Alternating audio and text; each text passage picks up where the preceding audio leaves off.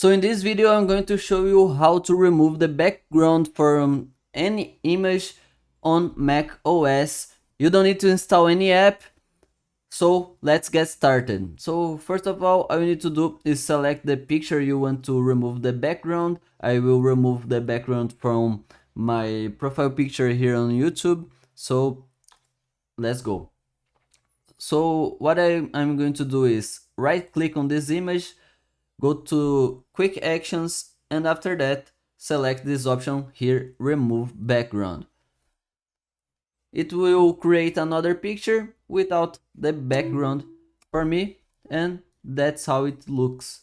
Okay, so if you liked this video, make sure to like and subscribe to Learn Mode Lab, and please turn on the notifications. Okay, thank you very much.